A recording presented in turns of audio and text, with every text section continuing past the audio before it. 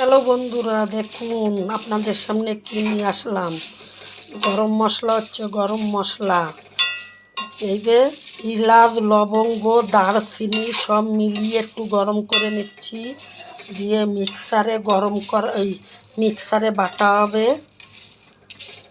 একটু বেজে নিচ্ছি যাতে ভালোভাবে গুঁড়ো হয়। অনেক দিন করি না, অনেক আগে আপনাদের সাথে শেয়ার করিলাম, একবার ঘরে করিলাম গরম মশলা। আর এখন আবার একটু বেশি করে করতেছি, 2-3 মাস হয়ে যাবে। এখন একটু বেজে নিলাম, নিয়ে এবার মিক্সারের বাটিতে গুঁড়ো করা হবে।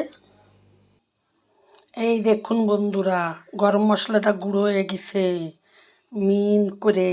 এখন একটা ডিব্বায় রেখে দেব। এতটাও হইছে, আর একবার করতে হবে। একটা বাটিতে হলো না তো, আর এই ছোটো বাটিতে না করলে ভালোভাবে গুঁড়ো হয় না। ওই জন্য অর্ধেক করলাম, আবার অর্ধেক করতেই হবে।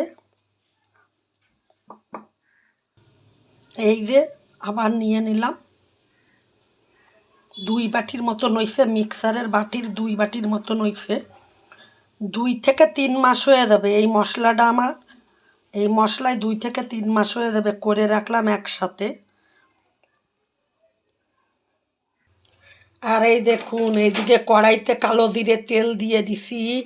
এখন উচ্ছে, পেঁয়াজ, কাঁচা লঙ্কা দিয়ে দিলাম। এইটার সাথে শেয়ার করে দিলাম আপনাদের। এই যে লবণ দিয়ে দিলাম।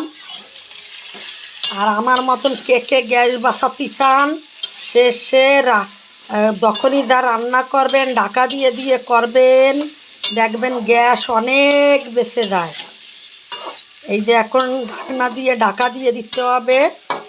ঢাকা দিয়ে দিলে পুরো সিদ্ধ হয়ে যাবে। কর্তা মশাই উচ্ছে ভাজা ভালো খায়।